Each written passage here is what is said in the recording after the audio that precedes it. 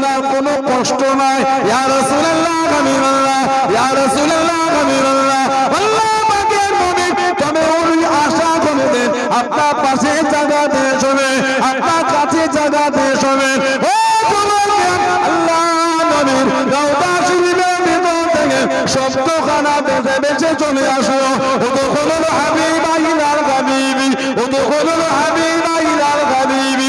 ও মুসলমান, আমি রাসূলুল্লাহ আমার বন্ধুকে, আমি নবী আমার পাশে নে দাফনখানা করে দাও। জোরে বলুন সুবহান, আর একটু জোরে বলুন সুবহান।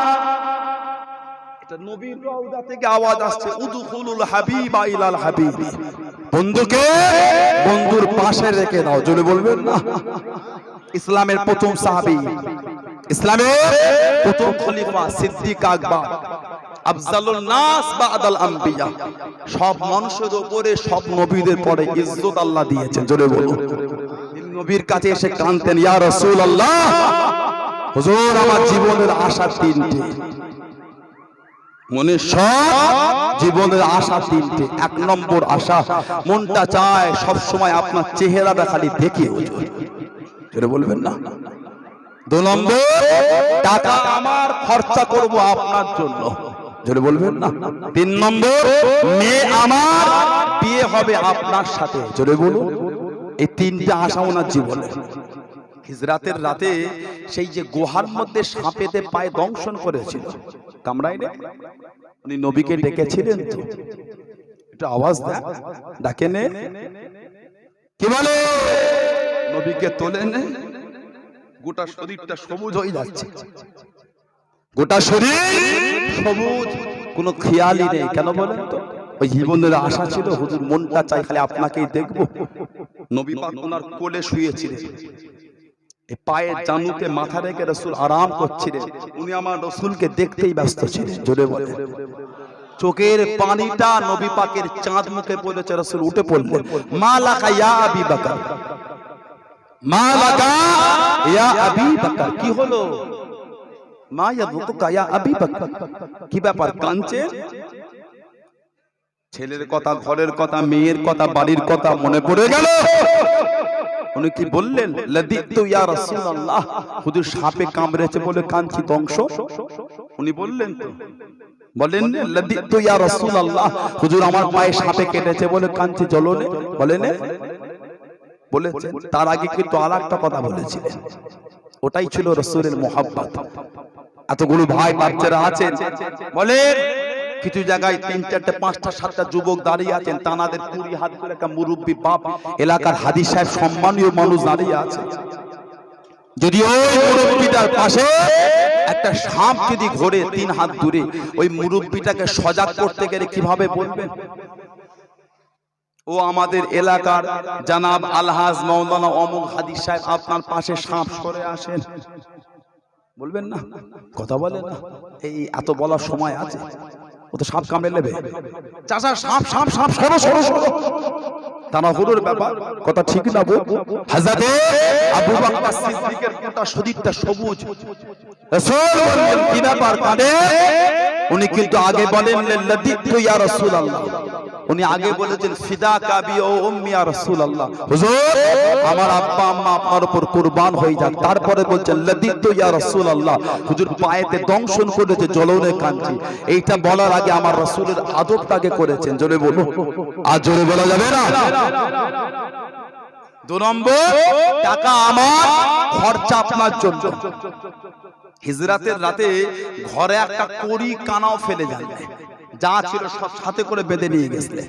ওনার মেয়ে ছিলেন হযরতে আসমা রাদিয়াল্লাহু তাআলা আনহা, ওনার আব্বা ছিলেন হযরতে আবু কুহাফা, কুন্নিয়াত নাম। এই দাদু চোখে অন্ধ ছিলেন। হযরতে আসমা দাদুর কাছে গেলেন, দাদু জিজ্ঞাসা করছে, এই তোর আব্বা সব নিয়ে গেল না কিছু রেখে গেল? হযরতে আসমা বুদ্ধিমতী ছিলেন, ছোট ছোট পাথর টুকরোগুলোকে জামার এক কোণে দিয়ে জামাটা ঘুরিয়ে দাদুর হাতে, দাদু অন্ধ মানুষ দেখছে, ও অনেক কিছু রেখে গেছে, ঘরে একটা কড়ি কানাও রেখে যায়। 3 নম্বর আশা, মেয়ে আমার বিয়ে আপনার সাথে। জোরে বলে। 3টে আল্লাহ কবুল করেছে, কিন্তু হযরতে আয়েশা সিদ্দিকার বিয়ে দিবার আগে অনেক ঘুরতে হয়েছে। আবু বকর সিদ্দিক চিন্তিত হলেন, কার হাতে মেয়েটাকে দিই, সবই তো নবীর দুশমন। গোটা মক্কায় মাত্র 47টা মুসলমান, সব কাফের, সবই কাফের। কম কষ্ট আমার রাসূলকে দেয়। আবু লাহাব কম দুঃখ নবীকে দেন। আবু লাহাবের বইয়ের নাম ছিল উম্মে জামিল। উম্মুন মানে মা, জামিল মানে সুন্দর, সুন্দরের মা। সারা জীবন আমার নবীকে দুঃখ দিয়েছে, সারা জীবন আমার নবীকে বলেছে মুজাম্মাম। নাউজুবিল্লাহ, আমার নবী নাকি নিকৃষ্ট। নাউজুবিল্লাহ বলবেন না? জীবনও আমার নবীকে মুহাম্মদ বলেন সাল্লাল্লাহু আলাইহি ওয়াসাল্লাম। সারা জীবন নবীকে দুঃখ দিয়ে বলেছে মুজাম্মাম, নবী নাকি নিকৃষ্ট। নাউজুবিল্লাহ বলবেন না? আল্লাহ নারাজ হয়ে গেলেন। কুরআন শরীফ আল্লাহ সূরা দিয়ে দিলেন, সূরা লাহাব, তাব্বাত ইয়াদা আবি লাহাব ওয়া তাব। আল্লাহ যে সূরার মধ্যে বলে দিলেন হাম্মালাতুল হাতাব, লাকড়ি বহনকারী মেয়ে, হাম্মালাতুল হাতাব।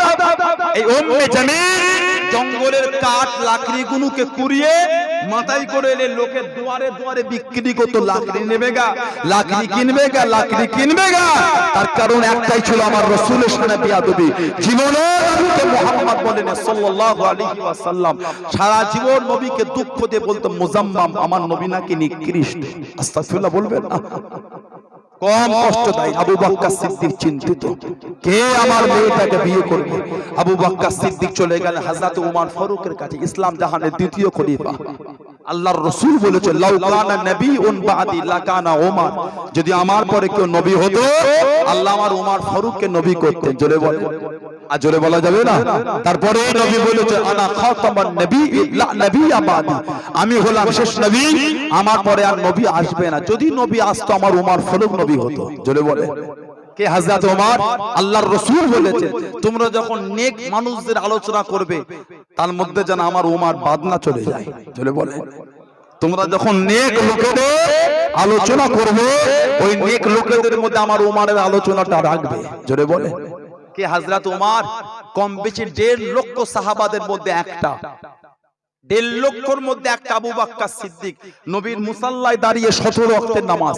আর 1.5 লক্ষর মধ্যে একটা হযরত ওমর রাদিয়াল্লাহু তাআলা আনহু, জানার নাম ধরে নবী কাবা শরীফের গিলাফ ধরে চেয়েছেন, আল্লাহ আপনি ওমর ইবনুল খাত্তাবকে দিনে ফিরিয়ে দেন। 1.5 লক্ষর মধ্যে একটা নাম ধরে নবী ওইভাবে চেয়েছে। দ্বিতীয় কোন সাহাবাকে নবী ওইভাবে আল্লাহর কাছে চায়নি। জোরে বলে, আর জোরে বলা যাবে না? কিছু ঘাটলেন নাকি? কিছু সাউন্ড ঘাটলেন নাকি? 200 দিয়ে কতলে? কে? হযরত ওমর। এত শান, এত দরজা, যিনি আশা করেছে আল্লাহ কোরআন শরীফের আয়াত 6 থেকে 20টা আয়াত আল্লাহ নাযিল করেছেন। জোরে বলো, আর জোরে বলা যাবে না? আল্লাহ নবী আল্লাহর কাবা তাওয়াফ করেন। ও যুবকেরা, আল্লাহ নবী কাবা শরীফ পাড়া তাওয়াফ করেন। হযরত ওমর নবীর সাথে সাথে তাওয়াফ করেন। আল্লাহ নবী রুকনে ইয়ামানি তওয়াফ করেন, হযরত ওমর ফানো তওয়াফ করেন। ও যুবকেরা, আল্লাহ নবী হাজরা আসওয়াদে কোন তওয়াফ করেন। কাছে যাওয়া লাগবে না, কাছে যেতে হবে না, ঠোঁট লাগানো লাগবে না। তত দূর থেকে দেখতে পাবেন, তত দূর থেকে দেখতে পাবেন।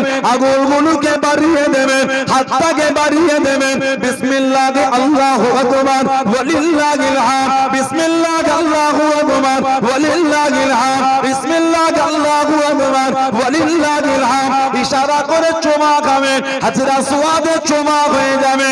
ও যুবকেরা, আল্লাহ নবী হাজরা আসওয়াদে কোন তওয়াফ করেন, হযরত ওমর ফারুক তওয়াফ করেন। আল্লাহ নবী মাকামে মুলতাজিমটা তওয়াফ করেন, কাবা শরীফের দরওয়াজা তওয়াফ করেন, হযরত ওমর তওয়াফ করেন। আল্লাহ নবী মাকামে ইব্রাহিম তওয়াফ করেন, হযরত ওমর দাঁড়িয়ে গেলেন, হযরত ওমর দাঁড়িয়ে গেলেন। আল্লাহ নবী ডাক দিয়ে দিলেন, আল্লাহ নবী ডেকে নিলেন, ও বাবাজি ওমর রাদিয়াল্লাহু তাআলা আনহু, কি জন্য দাঁড়িয়ে গেলেন? আমি নবী আমার সাথে সাথে আসেন, আমি নবী আমার সঙ্গে সঙ্গে আসেন। ইয়া রাসূলুল্লাহ হাবিবাল্লাহ, ইয়া রাসূলুল্লাহ হাবিবাল্লাহ, আল্লাহ পাকের নবী আমি ওমর, আমার মোহনটা কাঁদে, আমার মোহনটা চায়। এই জায়গায় দাঁড়িয়ে দাঁড়িয়ে 2 রাকাত নামাজ পড়বো। আল্লাহ নবী জানিয়ে দিলেন, আল্লাহ নবী বলে দিলেন, ও বাবাজি ওমর, আল্লাহ পাকের হুকুম হয় না, আল্লাহ পাকের হুকুম হয় না। ইয়া রাসূলুল্লাহ, হাবিবাল্লাহ, হুজুর আমার মোহনটা কানে, হুজুর আমার মোহনটা চায়। আল্লাহ নবী জানিয়ে দিলেন, ও বাবাজি ওমর, আল্লাহ পাকের হুকুম হয় না। ও যুবকেরা, আল্লাহ পাক কুরআন শরীফ নাযিল করে দিলেন, ফাত্তাখিযু মিন মাকাম ইব্রাহিম মুসাল্লা। জোরে বলুন সুবহানাল্লাহ, আর একটু জোরে বলুন সুবহানাল্লাহ। হযরত ওমর মাকাম ইব্রাহিম, নবী টপকে কাঁদে, চলো। হুজুর মন কাঁদছে, কেন দাঁড়িয়ে নামাজ পড়বো? নবী বলছে হুকুম নেই কি নামাজ পড়বে না? হুজুর মন চাইছে। বারবার ওমর ফারুক বলে, নবী বলে চলো। বারবার যখন বলছে, জিবরাইল আলাইহিস সালাম এসে নবীর কাছে ওহী দিচ্ছে, ফাত্তাখিযু মিন মাকাম ইব্রাহিম মুসাল্লা। জোরে বলে, আর জোরে বলা যাবে না? ওমর ফারুক চেয়েছে, আল্লাহ কোরআন শরীফের আয়াত নাযিল করেছে। জোরে বলে, আল্লাহর হাজীদের জিজ্ঞাসা করবে, আল্লাহ পাকের কাবাকে 7 বার তওয়াফের পরে এই মাকাম ইব্রাহিমে দাঁড়িয়ে 2 রাকাত নামাজ পড়তে হয়। ওই নামাজটার নাম হচ্ছে ওয়াজিবুত তওয়াফ। ওয়াজিবুত তওয়াফ, এই নামাজটা না পড়লে তওয়াফ হবে না। তওয়াফের ওয়াজিব নামাজ 2 রাকাত। মাকামে ইব্রাহিমকে সামনে হোক, সাথে পাশে রেখে হোক, নামাজ পড়তেই হবে আপনাকে 2 রাকাত। আল্লাহ পাক এই আয়াতটা যে নাজিল করেছে, ওমর ফারুক চেয়েছে, আল্লাহ খুশি হয়ে নাজিল করে দিয়েছেন। জোরে বলে, আর জোরে বলা গেল না? ইসলাম জাহানের দ্বিতীয় খলিফা নবীর কাছে গেলে নবী হাসতেন।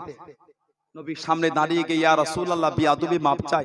হুজুর আমি আপনার কাছে এলে আপনি আমাকে দেখে হাসেন কেন হুজুর? নবী পাক হেসে হেসে বলেন, ওমর, আপনি যখন আমি নবী আমার দরবারে আসেন, আল্লাহ পাক আমাকে দেখান আপনি যে রাস্তাতে হেঁটে হেঁটে আসেন, ওই রাস্তায় ইবলিস শয়তান ছেড়ে চলে যায়, ওটা আমি রাসূলুল্লাহ দেখে হাসি। জোরে বলুন সুবহানাল্লাহ। আল্লাহ রাসূল বলেছে, হাদিস শরীফে, বুখারী শরীফে এসেছে, সাহাবাদের নবী ওয়াজ করছে, গতকাল রাতে আমি রাসূলুল্লাহ স্বপ্ন দেখলাম, আমি নবী আমাকে একটা পাত্রের মধ্যে দুধ দেয়া হলো, দুধ। আমি নবী যেই দুধটা পান করছি, দুধের মধ্যে অনেক ফেনা ছিল, ফেনা। আমি রাসূল পান করে ওই দুধটা পাত্র হযরত ওমরকে দিলাম। সাহাবারা জিজ্ঞাসা করলে, হুজুর হযরত ওমর ফারুককে কি দিলেন? আল্লাহর রাসূল বলেছেন, আল ইলমা, আল ইলমা। আমি নবী আমার ওমরকে আমি রাসূলুল্লাহ ইলম দিয়েছি, ইলম। জোরে বলুন না সুবহানাল্লাহ। কি হযরত ওমর? নবী সাহাবাদের ওয়াজ করছে, আল্লাহর রাসূল বললেন, গতকাল রাতে আমি নবী স্বপ্ন দেখলাম, আমি রাসূল যেন আল্লাহর জান্নাতের মধ্যে ঘুরছি। জোরে বলবেন না? আমি নবী আল্লাহর বেহেশতের মধ্যে ঘুরি। আমি নবী জান্নাতে ঘুরতে ঘুরতে কত সুন্দর একটা ঘর দেখতে পেলাম, কত মতি মুক্তা, কত সুন্দর করে সাজানো, যে ঘরে এক মাথা থেকে আরেক মাথা দেখা যাচ্ছে। আমি নবী জিজ্ঞাসা করলাম, আল্লাহ পাকে জান্নাতে এত সুন্দর ঘরটা কার? আল্লাহর রাসূল বললেন যে, সাহাবারা, বাবা যে ওমর, আমি নবী আমাকে জানিয়ে দেয়া হলো, ইয়া রাসূলুল্লাহ, এটা অন্য কারো ঘর নয়, এই ঘরটা হলো আপনার সাহাবী হযরতে ওমর ফারুকের ঘর। নবী বলছেন, ওমর, জান্নাতে গিয়ে আমি নবী গতকাল রাতে তোমার ঘর দেখেছি। জোরে বলুন না সুবহানাল্লাহ। ইসলাম জাহানের দ্বিতীয় খলিফা, ইসলাম জাহানের দ্বিতীয় খলিফা হুজুর আমার নামাজে আছেন, ওনাকে নামাজ অবস্থায় আবুল লুলু মাজুসি খঞ্জার নিয়ে হুজুরকে পিছন দিক থেকে মেরে দিয়েছিল। ওহ, জানার গোটা শরীরটা ফুটো হয়ে গেছিল, গোটা শরীর ছিদ্র হয়ে গেল। হযরত ওমর ফারুককে ধরে ধরে নামাজের কাতারের পিছনে নিয়ে গিয়ে পানি দিয়েছিল। পানি, কিতাব এসেছে, ওই ফুটো ফুটো জায়গা থেকে পানি গড়িয়ে গড়িয়ে চলে যাচ্ছে। হুজুরকে দুধ দিল, দুধটাও টপকাচ্ছে। ঝরঝর করে কেঁদে ফেললেন। হুজুরের ছেলে হলেন হযরত আব্দুল্লাহ। আব্দুল্লাহ, একটু হযরত আয়েশার কাছে যাও রাদিয়াল্লাহু তাআলা আনহা, একটু ওনাকে গিয়ে আমার তরফ থেকে সালামটা দিয়ে দাও, আর একটু ওনাকে বলো আমার একটা জীবনের আশা, নবী পাকের পাশে যে জায়গাটা আছে ওই জায়গাটায় গিয়ে আমি শোবো। যদি হযরত আয়েশা না বলে দেয় আমার কোনো দুঃখ নাই, তবে ওনাকে বলবে এটা আমার জীবনের একটা চাওয়া, এটা আমার জীবনের একটা আশা, আল্লাহর রাসূলের রওজা শরীফের কাছে নবীর পাশের জায়গাটায় আমি শোবো। জোরে বলে, আর জোরে বলা গেল না? হযরত আব্দুল্লাহ চলে গেলেন। ও যুবকেরা, আম্মা জান হযরত আয়েশা সিদ্দিকা রাদিয়াল্লাহু তাআলা আনহাকে সালাম খানা জানিয়ে দিলেন, সালাম খানা বলে দিলেন। আম্মা জান আব্বা জান পাঠিয়ে দেন। আব্বা জানের মনের আশা, আব্বা জানের মনের চাওয়া আল্লাহ নবী পাশে জায়গাতে শোবেন, আল্লাহ নবীর কাছে জায়গাতে শোবেন, আল্লাহ নবীর পাশে শোবেন। আম্মা জান আপনি যদি না মনে নেন, আপনি যদি মানা করে নেন, আব্বা জানের কোনো দুঃখ নাই, আব্বা জানের কোনো কষ্ট নাই, আব্বা জানের কোনো দুঃখ নাই। তবে আব্বা জানের আশা, আব্বা জানের চাওয়া আল্লাহ নবীর পাশে জায়গাতে শোবেন, আল্লাহ নবীর কাছে জায়গাতে শোবেন।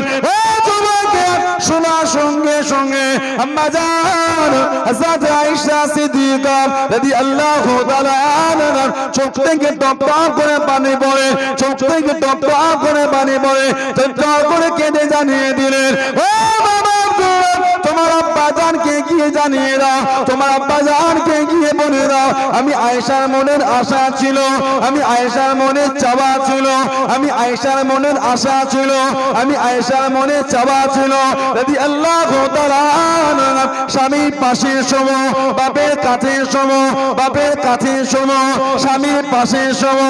ও বাবা তোমার আব্বা জানকে কি জানিয়ে দাও আমি আয়েশা শোনাম, আমি আয়েশা শোনাম, আমি আয়েশা জাগা গেলাম, তোমার আব্বা জানকে দিয়ে দিলাম। জোরে বলুন সুবহানাল্লাহ, আর একটু জোরে বলুন সুবহানাল্লাহ। এটা জীবনের আশা, স্বামীর পাশে শোব স্বামী নবী, বাপের কাছে শোব বাপ আবু বকর সিদ্দিক। তবে তোমার আব্বা জান যখন এত আশা করে আমার কাছে বলে পাঠিয়েছে আর আমি শোবো না, তোমার আব্বাকে গিয়ে বলে দাও ওই জায়গাটা আমি তোমার আব্বা জানকে দিয়ে দিলাম। নবীর পাশের জায়গাতে আমার শোয়ার থেকে তোমার আব্বার শোয়াটা আমি আয়েশা প্রাধান্যটা বেশি দিচ্ছি। জোরে বলেন, আর জোরে বলা গেল না, এরও একটা কারণ ছিল। এটা মা আয়েশা ওনার উপর ইহসান করেছে। তার কারণ হযরতে মা আয়েশার নামে জিনার তোহমত দিয়েছো, জিনার তোহমত। নাউজুবিল্লাহ বলবেন না? মুনাফিকদের সরদার আব্দুল্লাহ ইবনে উবাই ইবনে সুলুল, আব্দুল্লাহ ইবনে উবাই ইবনে সুলুল সারা জীবন মুনাফিকি করেছে। এই মুনাফিকদের সরদার মা আয়েশার নামে জিনার তোহমত দিয়েছিল। একবার মদিনা শরীফে খবর উঠে গেল আল্লাহর রাসূল নাকি মা আয়েশাকে ছেড়ে দেবে। হযরত উমর ফারুক আমার নবীর সামনে গিয়ে দাঁড়িয়ে গেল, ইয়া রাসূলুল্লাহ হুজুর ইয়াদি মাফ চাই, হুজুর হযরত আয়েশাকে আপনি ছাড়বেন না, কিয়ামত পর্যন্ত আবু বকর সিদ্দিকের বাড়ির কান্নাটা বন্ধ হবে না, হুজুর হযরত আয়েশাকে ছাড়বেন না। মা আয়েশার জন্য নবীর কাছে হযরত উমর ফারুক একটু সুপারিশ করেছিলেন। সেদিনে হযরত আব্দুল্লাহ বাপের কথা বলতে হযরতে মা আয়েশা রাদিয়াল্লাহু তাআলা আনহা নবীর পাশে জায়গাটা উনাকে ছেড়ে দিয়েছিলেন। জোরে বলুন না সুবহানাল্লাহ। নবীর পাশে শুয়েছেন ওমর ফারুক, আল্লাহর রাসূলের রওজা শরীফের পাশে খোঁড়া হচ্ছে, ওটা জান্নাত। নবী বলেছেন মা বাইনা বাইতি ও মিম্বারি রাউদাতুম মির রিয়াদুল জান্নাত, মা বাইনা বাইতি ওয়া মিম্বারি রাউদাতুম মির রিয়াদুল জান্নাত। আমি নবী আমার ঘর আর আমার মেম্বার এই মধ্যখানের অংশটা হলো আল্লাহ পাকের জান্নাতের বাগান সমূহের মধ্যে একটা বাগান। জোরে বলেন, আর জোরে বলা যাবে না? জান্নাতের মধ্যে খোঁড়া চলছে, নবী আমার জান্নাতের মধ্যে শুয়ে আছে, খোঁড়া চলছে উমর ফারুকের কবর রাদিয়াল্লাহু তাআলা আনহু। সব সাহাবারা দেখছেন। হযরত আব্দুল্লাহ ইবনে আব্বাস নবী পাক জানার জন্য দোয়া করেছেন, হিবরুল উম্মাহ, আমার আব্দুল্লাহ ইবনে আব্বাস হচ্ছে জাতির মেরুদণ্ড। জোরে বলবেন না?